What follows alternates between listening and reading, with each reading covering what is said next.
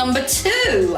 You might remember us, it's Leanne and Wendy from the Worcestershire Blues Team, and we are back with some more top tips. You might remember podcast number 1. We had some absolute corking cracking tips for coping with lockdown. Now we're coming back with some more tips to help you come out of lockdown.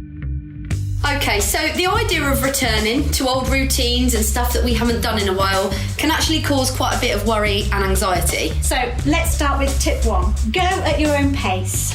Friends might want you to say yes to everything and made lots of plans and expect you to join in, but you might not want to do that. So just take it step by step, do what you feel comfortable with, ease yourself back into socialising and give yourself a chance to build up your confidence.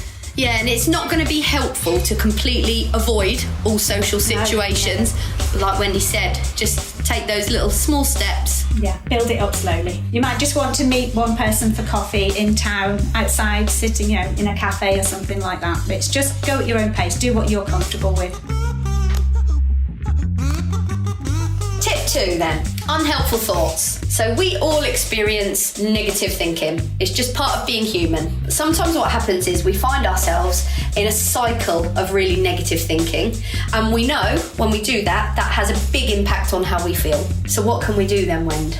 Well, we need to stop and think and kind of identify that we are having a negative thought. And I know it's not easy to do, but if we're able to do that, if we practice it and we challenge those negative thoughts, then we'll be able to replace them with something else that's a bit more positive.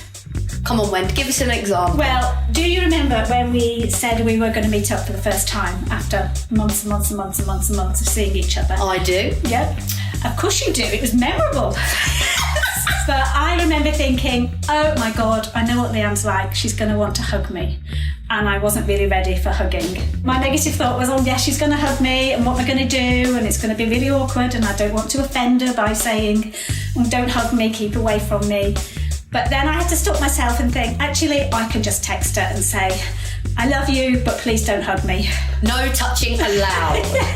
Yeah, and I was fine with that. That's a really good way of helping yourself as well, is actually talking about your thoughts and worries. Talk to someone you trust about it. It will help to alleviate any of those fears that you might have. Because I built that up to be something really big in my head. Oh my God, she's going to be upset with me because I'm going to say don't hug me, and she's going to be really offended, and all those negative thoughts were going through my head. And actually when I stopped and thought, oh, come on, this is Leanne. She won't mind me saying keep away.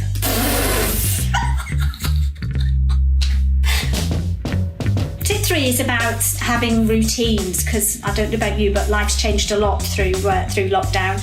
I found myself in my pyjamas at lunchtime, and I know Leanne never used to put any makeup on because I'd see her on a Zoom Teams meeting, and there she was with no makeup on. It's not a good sight in the morning, but we just have to put up with these things. So it's really important to try and get back into good routines where we've had to go to bed at the same time that we used to, get up at the same time, make sure we eat at the right times.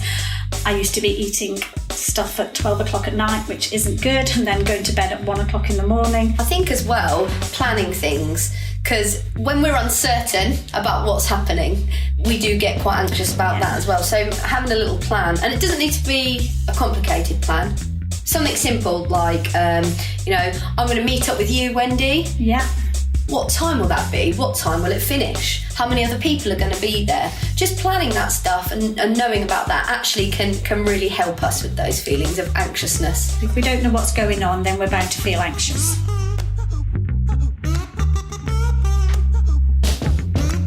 So tip 4 then. What's tip 4, Leanne? I've completely forgotten, Wendy. Tip 4 is journal. That's it. You're fine. Yes, keeping a diary, a journal, writing down your thoughts. Making notes in your phone. Any of those things can be really, really helpful, because it's really good to track your thoughts so that then you can identify those negative thoughts and maybe the triggers that have caused those negative thoughts. And then what it's really good for is looking back in a few weeks or a few months and just realising how far you've come and how well you're doing. I think we better wrap it up, Wendy. We've been, you particularly have been harping on for ages. And I'm desperate to play my kazoo to play us out. So tip 5 is relaxation. What's really important to do is focus on the present. So don't get caught up in the past, what's happened, or worrying about what's going to happen in the future. It's really important to look for ways that will help you to relax and stay in the present. Absolutely. So a bit of relaxation, that's right up my street. I'm very, very good at relaxing, aren't I, Wendy? You're very good at relaxing. Yeah. So, there's loads of different ways we can do this, whether it's a nice hot bubble bath, whether it's doing some breathing exercises, getting outside. Yeah, that's a really good one, because being outside in nature, in the fresh air, is a really good way to help us stay in the present. So I pretty much think that's wrapped up our tips there, Wendy. That's it. Well, it has been lovely sitting with you, albeit from a distance, and sharing our top 5 tips. Yeah, hopefully you find some of them useful. Here's something that won't be useful. Wendy on her kazoo.